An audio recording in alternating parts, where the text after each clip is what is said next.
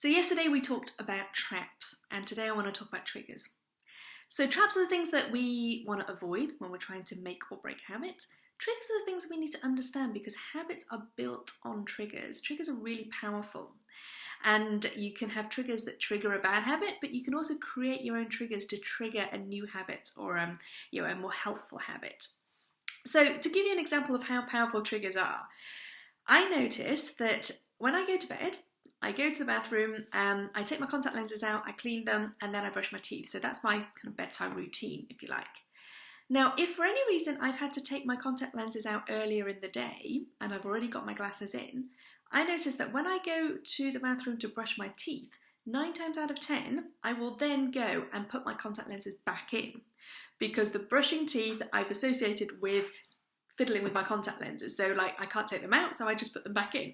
And the number of times that's happened is really funny because I then it's why have I just put my contact lenses in order to go to bed? That just completely doesn't make sense. But that's how powerful triggers can be. When one action triggers another or one set of circumstances triggers another, we do it automatically. We do it without thinking. We kind of pair the two up together. So how can you use that to your advantage?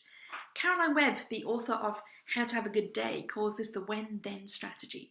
So some habits we might want to make conscious commitments and make it time-bound in terms of this is the time I go to bed, or every day at 10 o'clock I'm going to run up and down the stairs or do my planks or whatever it is. But sometimes habits are not time-specific. They're more built on external circumstances or internal circumstances even. So the when-then strategy is noticing when something happens and deciding then what are you going to do. So for example, when I have calls to make, I'm going to go for a walk and make them on my phone with a headset rather than at the desk. And that means that it helps me to get my steps up. When I notice there are stairs, I'm going to take the stairs instead of the lift. So it's just noticing, okay, what are those moments that are going to make or break my habit, and deciding what am I going to do about it. You can also program in some triggers to help to reinforce a good habit, for example. A friend of mine, Sharon Gaskin, she was a little while ago trying to drink more water. So she put a glass of water on the bedside table when she went to bed, and then first thing in the morning when she woke up and she looked around and she saw that water, she thought, okay, drink that water before I get out of bed. And that way, first glass of water is done. So you putting that in view, putting that where you would naturally look, help to trigger a new habit. Equally, I know people who have put their running shoes next to the bed or their running gear next to the bed. So it's first thing in the morning when I see my running gear, I put it on. When I notice that I'm in my running gear, I go for a run. And therefore, programming in those triggers helps me just to kind of glide into it a little bit more automatically rather than having to think about it and go, I really have to go for a run now. Melissa Romo is an author and a friend of mine. She had a frog that she put on the desk when she was writing. It was her writing frog.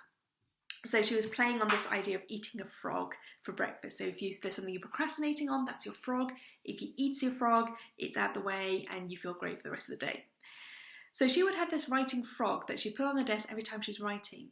And when she had to travel or be in a different environment, she would take the frog with her.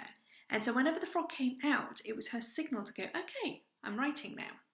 And so you can create your own triggers to help to trigger a particular habit or trigger a particular mode of working as well. My husband found that when he started working from home, he needed to have his work coffee mug with him to get him into work mode, because otherwise all the things around the house would just trigger home jobs and home mode for him. So his work mug was the thing that triggered him into work mode. So what are some of the triggers that you notice that you might need to reprogram? And we'll talk a little bit about trading off different habits tomorrow. But also, what are some of the triggers you can put in place to help to create or reinforce or establish a new habit? So for example, if you're always checking your emails first thing in the morning, maybe actually putting your to-do list on your desk or putting on a post-it note on your screen helps you to trigger a new habit before you dive into the emails. Or if you're trying to establish a reading habit, putting the book next to your bed, so you're reading first thing in the morning or last thing at night, or putting, for my daughter, the flute practice, putting the flute somewhere visible to help trigger when she comes in from school to go, okay, that's the thing I need to do. Putting a notebook next to your breakfast bowl, for example, rather than your phone. So I think someone said the other day that the classic place setting now is knife, fork, phone. So maybe putting a notebook there, so you're kind of triggering off, okay, I'm going to write my morning pages instead of check email and check Facebook. So replacing triggers, reprogramming triggers, creating new triggers.